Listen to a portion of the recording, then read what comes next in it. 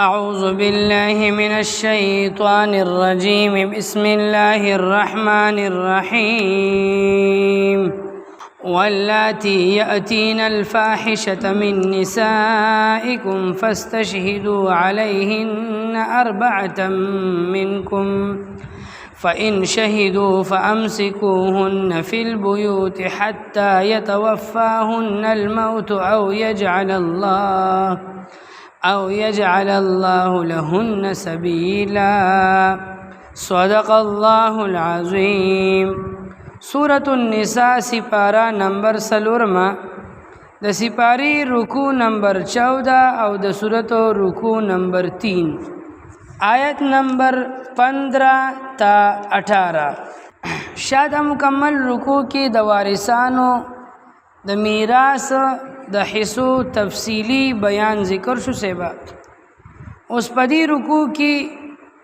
زنانو متعلق د یوسو اهم خبرو او د هغوی د آداب ذکر کیږي سیبا. عربو کی جاهلیت ډیر زیات او د جهالت د وجنه په زنانو باندې ظلمونه به ډیر زیات کول او د زنانو سره به ډیر زیاتی کولو. الله جل شانه قرآن پاک کی زی پزی آیتونه نازل کړل او د عربو د غیر شرعي رسمونو رواجونو بیخکنی وکړل او زنانو ته ډیر شي حقوق ورکړل. په دې آیت کې زنانو ته د ادب د خودلو په باره کې حکم داسې دی سیبا. واللاتی یأتین الفاحشة من نسائکم، او هغه زنانه چې راشي بی حیايي طرف ته ستاسو د ښځو فاستشهدوا علیهن 4 منکم، نو په دوی باندې تاسو جوړ کې 4 گواهان. یادو ساته دا آیت د قرآن پاک په آیتونو کې د هغه آیتونو نه دي چې هغې ته ویل کېږي منسوخ الحکم دون التلاوت، یعنی د دې آیت تلاوت برقرار دی او تر قیامت پورې به دا آیت په قرآن پاک کې تلاوت کیږي لوستی کیږي با. لیکن په دې آیت کې چې کوم حکم ذکر کیږي دا حکم منسوخ شوی دی او د دې متبادل بل حکم په قرآن پاک کې نازل شوی دی. د اسلام په شروع زمانه کې دا آیت نازل شلو د هغه زنانو په باره کې چې یو زنانه د بی حیايي کار وکي، یعنی زنا او بدکاری وکي. نو که یو زنانه داسې وه چې هغې زنا او بدکاری وکړله او په هغې باندې 4 گواهانو گواهی هم وکړله، 4 نارینه گواهان راغلل. الله جل شانه ارشاد فرمایي چې یو زنانه بدکاری وکړله، چا په تهمت او الزام ولګاو چې دې پلان کې بدکاری کړې ده، نو دا څوک چې تهمت او الزام لګي د دنه په دې خبره باندې د 4 گواهانو طلب وکړي، نو 4 نارینه گواهان برو غستی شي، زنانه نه.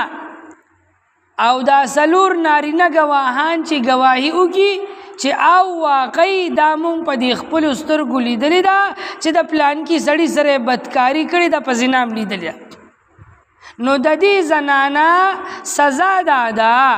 الله وایي چې دا زنانه په کور کې قید کې، کور کې بند کې، د کور نه بهر ګرځېدو ته، غمخادې ته، کار روزګار ته، د کور نه وتو ته به نه پرېږدي تر دې پورې چې په دې کور کې دوی ته مرګ راشي، یا تر دې پورې چې الله تعالی د دې زنانه متعلق یو مستقل حکم را نازل کی. دا سزا د زناکار ښځو د پاره د اسلام په شروع کې نازل شو سیبا. بیا وروستو په سورة النور کې په 18مه سپاره کې د زناکارو سړو او د زناکارو ښځو مستقل حکم نازل شو، نو د دې آیت دا حکم بیا منسوخ شوی دی او الته مستقل آیتونه په داسې ډول نازل شول که یو سړی یا یو ښځه ناواده کړی وي او زنا یې وکړله، او سلورو نارینا گواهانو پی گواهی مکړله او زنا پی ثابت شوله نو شرعي سزا به د دوی داوي چې دی نارینا او دی زنانا دی زناکار تبا سل کوړي وخلی کیږي سل دوری به وخی او که یو زنانا یا یو نارینا داسې و چې واده کړیو شادي شده او بیا یې هم بدکاری او زنا وکړله او سلورو نارینا گواهانو پی گواهی وکړله اوس په د دوی سزا داوي چې دوی به سنګساره ولی کیږي یعنی په کاڼو باندې به وویشتي شي تر دې چې ساتي اوزي او مړه شي دا به سزا وي صاحب او باقی معاف کول او نه معاف کول هغه د الله کار دی خو سزا به داوي نو په دې آیات کې د زنانو دغه اولنې سزا ذکر شوله واللذان یأتیانها منکم فآذوهما او د اسلام د شروع په زمانه کې دا ورپسې آیت هم د دې دا حکم نازل شوی که یو سړی وي او هغه زنا وکړي نو د هغه سزا څه ده نو د هغه سزا ده فآذوهما دیو ته ضرر او تکلیف ورکړي اوس ضرر او تکلیف به سړو ته څنګه ورکولی کېږي نو دا قرآن دا خبره نه ده واضحه کړې بلکې دا فیصله په حاکم باندې پرېښودله دا دغه علاقې چې په کومه علاقه کې یو نارینه د نارینه سره بدکاري او زنا وکړله او په دوی باندې زنا ثابت شو څلورو ګواهانو پې ګواهي وکړه نو د دغه علاقې چې کوم قاضي وي جج وي حکومت وقت وي بادشاه او حاکم وي هغه به وګوري چې په دې معاشره کې دا خلک د دې ګناه نه په کومه سزا باندې منع کېدی شي او بندېدی شي نو چې کومه سزا د دغه وخت حاکم او باچا ته مناسب او صحیح ښکارېده بس هغه به وله سزا ورکړي که هغه کوړې وي که هغه دورې وخلو که هغه جیل کې اچولو که جرمانه لګولو که بل قسمه سزاګانې وي ډېر شي سزاګانې بیا شته دي او کتابونو کې صاحب د هغې تفصیل لیکلی شوی دی نو دا حکم په شروع په زمانه کې اوس که څوک زنا وکړي یو سړی دی یو سړي سره بدکاري وکړي نو د هغې دپاره مستقل بیا احکامات په قرآن پاک کې نازل شوي دي او په احادیثو مبارکو کې ذکر شوي دي فإن تابا واصلحا فأعرضوا عنهما الله وی چې سزا ورته ورکړي ښځه به په کور کې قید شي او سړي ته به سزا ورکړی شي او که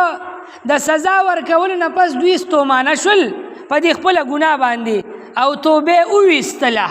او نیک عملی طرف ته راغلل دا بد عملي یې پرېښودله نو الله وی فاعرضوا عنهما نو مسلمانانو تاسو هم ترې مخ واړوئ بس بیا ورته بار بار مه یادوئ او بار بار پیغورونه مه ورکوئ او بار بار ټکونه مه ورکوئ او بار بار یې مه ور یادوئ او په خپل ژوند باندې یې ستومانه کوئ ما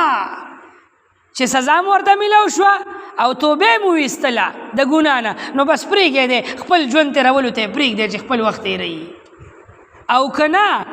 ان الله کان توابا رحیما ځکه چې الله توبه قبلونکي او رحم کوونکي ذات دی نو چې الله یې توبه قبلی او رحم پې کوي نو بنده ته څوکي چې د کوره پورې تختې او د قبر پورې زغلی صیبه تم دې په قلار شه پرېږده او که چېرته دا خلک نه منې کېدل صیبه سزا ورته میلاو شوله او بیا مغه خپلو بد عملو پسې نښتي دي بیا مغه بدکارۍ او هغه بد عادتونه کوي نو الله وی چې بیا ورته ښه زورونه واوروئ او ښه تکلیف ورته ورسوئ چې تر څو دوی د دې بد عملۍ نه او د دې بد کار نه منع شوي ني ستومانه یې کې بیا چې توبه نه وباسي او که توبه وباسي انما التوبة على الله للذین یعملون السوء بجهالة یقینا توبه په الله تعالی باندې توبه قبلول لازم دي په الله باندې یو کار لازمیږي نه ګور یادو ساته خو الله تعالی از روی کرم ورحم د خپل رحم او کرم معامله وکړله او چې بنده توبه وباسي الله وی دا توبه به داسې قبلوم لکه چې په ما دا قبلېدل لازم وي په ځان باندې الله تعالی رحمتن د رحم د وجې نه لازم کړل صیبه دا توبه قبلول یعملون السوء د چا توبه هغه خلک چې د ګناه کار وکړي بجهالت په ناپوهتیا سره او په بېخبرۍ سره یو بنده ناخبره او ناپوهه او ګناه ترې وشوه او چې خبر شو احساس ورته پیدا شو توبه ویستله او منع شو نو الله تعالی د داسې خلکو توبه قبلوي. د دې بجهالت لفظ معنا مفهوم تشریح او تفسیر صحابه کرامو په دې طریقې سره کړی دي چې د بجهالت نه مطلب دا نه دی چې یو سړی ته پته نه و بس د ګناه وکړه او وروسته ته پته ولګېده چې اوهو دا خو مې د ګناه کار کړی دی توبې ویسته. نه د بجهالت نه مطلب دا دی چې یو سړی د ګناه کار کوي کدی دا ګناه پیژني او که نه پیژني که پیژني بیا هم کوي نه پیژني بیا هم کوي خو دی د دې ګناه د انجام نه خبره دی په دې ګناه باندې چې به دته په قبر کې یا په آخرت کې د الله تعالی د طرف نه کومه سزا ملاویږي د هغه سزا نه دی نه خبره دی ځکه په دې ګناه کې اخته دی. ګنې په دې مسلمانانو کې وګوره کنه دا خلک چې دا رشوتونه اخلي ولې دته څه پته چې دته را پته نشته چې دا رشوت حرام دی. دا زنا چې کوي مسلمان دی او زنا کوي دته را پته نه چې دا زنا حرام ده. دا غلا چې کوي او په پردي کور وراوړي او دا مال شوک او ډاکه کوي دته را پته نه چې دا حرام دي. سیبه دا ظلم چې کوي دا بې ګناه خلک چې وجني دا د خلکو نه مالونه چې نیسي دا ځمکې جایدادونه نیسي په غریبانو باندې ولې دې ورته را پته نشته چې دا ظلم دی او ګناه ده پته ده ورته بیا هم کوي. سیبه نو دا خو بې خبري نشو کنه سره د علم او سره د خبردارۍ دی دا ګناه کوي. نو بیا د بجهالت څه مطلب الله وایي چې په ناخبرۍ کې ګناه وکړي بیا توبه وباسي. نو د ناخبرۍ نه مطلب دا دی دته د دې ګناه خو پته ده چې دا ګناه ده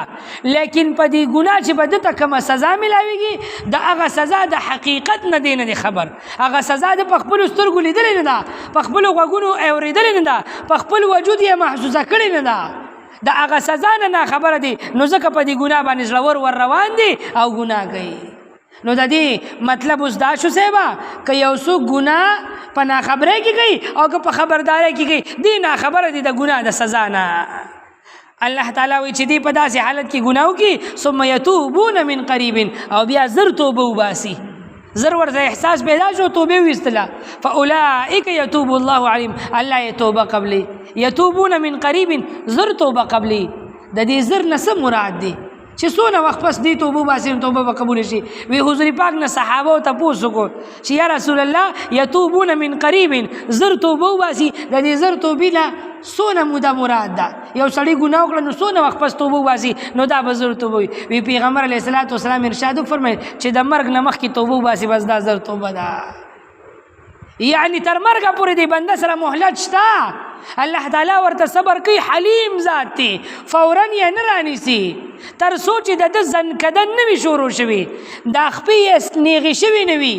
او دا وجوده یې رانیغ شوي نه وي او دا روح یې د وجود نه په وتو شوي نه وي غرغري حالت شروع شوي نه وي او دا سایه په دې مړی کې نښتې نه وي تر دغه وخته پورې د سره د جب تک سانس ہے تب تک چانس ہے د توبې ورسره چانس شته دی صاحبه. او چې نه زنکدن شروع شو او کیفیت او حالت بدل شو سا ونختله وجود ستنې ستوغ شلو او سترګې روانې جاړې شولې ښکته برتلي راتلي او یو خوا بل خوا بنده کتل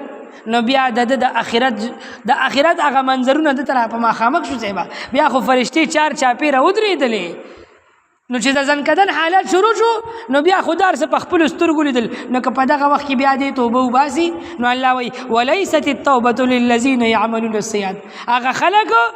چې هغوی بد عملونه کوي حتی اذا حضر احدهم الموت او بیا وله مرګ راشي قال نو دی وایي انی تبت الآن خدایه توبه مې ده خدایه توبه مې ده.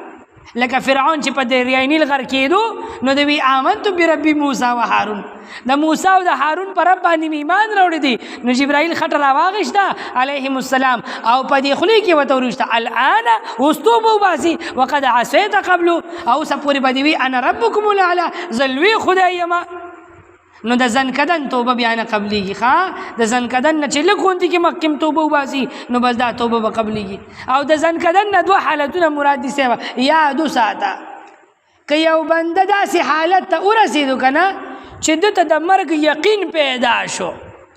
لکه بیمار دی یا داسې یو حادثه پرې راپېښه شوه چې د ده 100% یقین پیدا شو چې بس اوس مرمه او د بچ کېدو مې چانس نشته نو په دغه وخت کې بیا د توبه نه قبلېږي صاحبه. لکه ډاکټرانو جواب ورکو چې بابا کور ته وړی بس دی د بس اوس د بس کېدو چانس نشته، او دغه وخت کې بابا سره احساس پیدا شي نو دغه بیا دا احساس بیا دا توبه بیا نه قبلېږي صاحبه، دا په ځنکدن باندې شمار دی. ځکه هغه وخت د انسان کیفیت او حالت بدل شي، مرګ په خپلو سترګو ویني. یو دا او یو دا چې انسان باندې د مرګ کیفیت او حالت را شروع شي او ځنکدن یې شروع شي، نو په داسې وخت کې توبه نه قبلېږي او د دې نه مخکې قبلېږي. نو الله وایي د داسې خلکو توبه نه قبلومه. وللذین یموتون وهم کفار، او هغه خلک چې د کفر په حالت کې مړ شي، کافر دی او د کفر نه نه وړي او د کفر په حالت کې مړ شو، نو د داسې خلکو په آخرت کې که بیا ډېر وایي چې خدایه بس مونږ ستومانه یو معاف هم کا، نو بیا ستومانتیا او معافي دوی ته به نه میلاویږي. اولئک اعتدنا لهم عذابا الیما، الله وایي د دې خلکو دپاره مونږ دردناک عذاب تیار کړی دی. نو مسلمان به زر تر زره په خپلو ګناهونو باندې پیمانه کېږي او توبه به وباسي. ښه، توبه ویستل فرض دی په مسلمان باندې، یاد ساته. قرآن کې الله ښکاره اعلان کړی دی، 28مه سپاره کې به راشي یا ایها الذین آمنو، ای د ایمان خاوندانو، توبو الی الله، توبه وباسئ الله ته. دا توبو صیغه د امر ده او د اصول فقه یو ضابطه ده، الامر للوجوب، امر د فرضیت او د وجوب دپاره راځي. نو مسلمان باندې توبه ویستل فرض دی چې د خپلو ګناهونو نه قلار شي او توبه وباسي. او توبه به څنګه وباسي؟ پخه توبه به وباسي، توبة نصوحا. مفسرینو حضراتو بیا د توبة النصوحا تفسیر کړی دی چې توبة النصوحا هغه توبه ده چې په هغې کې 3 شرطونه وي، 3 خبرې وي. یو دا چې په تېر شوي ګناه باندې ستومانه شي، پیمانه شي، د سترګو نه یې اوښکې وبهېږي، په دې زړه کې الله ته شرمنده شي چې خدایه بس نیم پې شوي او ډېره ګناه رانه شوې ده او ډېر پیمانه او ستومانه یم، بس معاف مې کا، ستومانه به شي. یا دا یو شرط. او دویم دا چې راتلونکي وخت کې د دې ګناه نه کولو کلک او پخه اراده به کوي چې آینده به زه چې هېڅ چرې دې ګناه له خواله نه ورځم او ځان به تې ساتي. او دریم شرط پکې دا دی چې ځان به پوره د دې ګناه نه بچ کوي، خو که بالفرض بیا هم شیطان وغولولو او دا ګناه خطا تې شوه نو فورا به بیا توبه وباسي. داسې توبه توبة النصوحه ده او دا توبه په مسلمان باندې فرض ده او دا توبه د ده قبلیږي، الله یې ګناهونه معاف کوي. نو چې داسې توبه وباسي نو حدیث مبارک کې راغلی دی، وی التائب من الذنب کمن لا ذنب له، چا چې توبه وویسته د خپلو ګناهونه، د ده عملنامه به د ګناهونه داسې پاکه شي لکه گویا چې د دا ګناه د سره اړو کړی نه وي. او بل حدیث مبارک کی راضی وی توبه وستون کی بندا د الله تعالی دوست الله خپل مرګرتیا کی شامل او داخل کی سیبا نظر ترزره مسلمان توبه وباسي. واللاتی او هغه زنانا یأتین الفاحشة چرا تکوی کار د بی حیایتا یعنی زنا طرف تا من نسائکم ستاسو د زناناونا فاستشهدو علیهن نو بستاسو گواهان جوړ کې پدوی باندې اربعتن سلور منکم دستاسونا او دا سلور گواهان بناری نوی خواه په تمام معاملات شرعیو کې گواهان دو پکاروي دو سړي یا یو سړي او دو خزي زنا واحد داسې یو حکم دی چې په دې کې به گواهان سلور پکاروي او سلور وانه به نارینه وي زنانه گواهان په دې کې نه چلیږي. وجه دا ده چې دا زنا یو داسې معامله ده چې په دې کې د سړي تر مرګه پورې د شرم نه بیا نه خلاصېږي سیبه د شرم پیټي یې په سر شي او تر مرګه پورې خلک بیا شرمي او دو خاندانونو کې پدې کې د خونریزه او د یو لوی فساد د پیدا کېدو ډیر زیات امکانات او چانس دي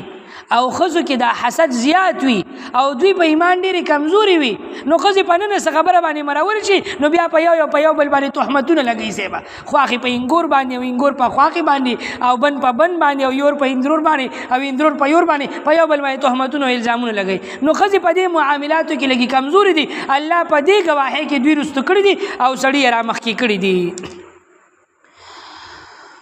فاستشهدوا علیهن اربعه منکم نو بستاسو سلور گواهان جوړ کې په دوی باندې د خپل ځان ته د ستاسو نه فإن شهدوا نو بس کدی گواهی وکړله د سلور گواهانو فامسکوهن دا خبرم پکې یاد وساته ښه یو څوک چې د قاضي په عدالت کې په زنا باندې گواهی کوي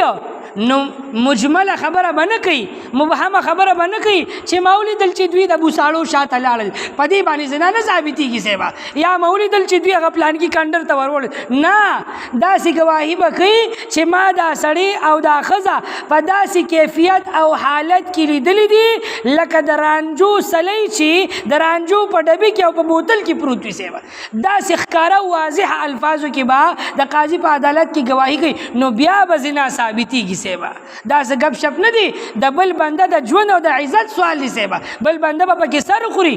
نو پدې کې به ډېره زیات احتیاط کوي او که څلورو گواهانو کې یو گواه هم کم او څلور گواهان پوره نو دا درې گواهان به دروغجن ګڼل کېږي بیا به دې گواهانو ته اتیا کوړې ورکول کېږي چې تاسو ولې په یو چا باندې د زنا تهمت او الزام لګولی دی د هغې تفصیل به انشاءالله بیا سورة النور 13 سپاره کې راځي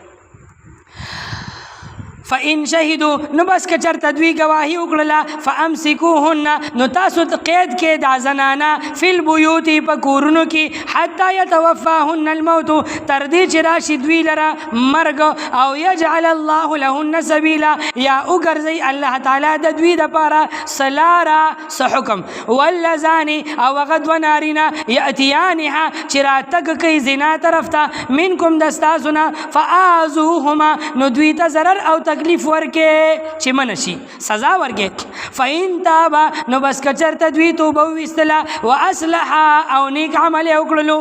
په ځان کې د ځان درستګي او اصلاح یې راوستله فاعرضوا عنهما نو بس تاسو اعراض وکړئ د دوی نه یعنې بیا یې مه تنګوئ ان الله بېشکه الله تعالی کان توابا رحیما ډېر زیات توبه قبلونکي او رحم کوونکي ذات دی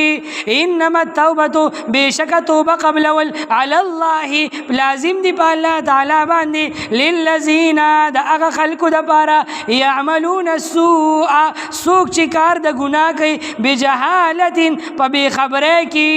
په ناپوهتیا کې ثم یتوبون بیا هغوی توبه وباسي من قریب د نږدې وخت نه زر تر زره توبه وباسي فاولئک یتوب الله علیهم دا هغه خلک دي چې الله تعالی به رجوع د رحمتو کې په دوی باندې توبه به قبوله کړي وکان الله علیما حکیما او الله تعالی علم والا حکمت والا ذات دی ولیست التوبه او توبه قبلول نه دي توبه نه قبلیږي للذین هغه خلکو یعملون السیئات چې کار کوي د ګناه بد کارونه کوي حتی تر دې اذا حضر احدهم الموت چې راشي په دوی کې یو کس ته مرګ قال نو بیا وایي دي انی تبت الآن بېشکه ما اوس توبه وویستله وللذین او نه د هغه خلکو او توبه نه قبلیږي د هغه خلکو هم یموتون چې مري دوی وهم کفار په داسې حال کې چې دوی کافران وي اولئک اعتدنا لهم دا هغه خلک دي چې مونږ تیار کړي دي د دوی دپاره عذابا الیما دردناک عذاب سبحان ربک رب العزة عما یصفون وسلام علی المرسلین والحمد لله رب العالمین برحمتک یا ارحم الراحمین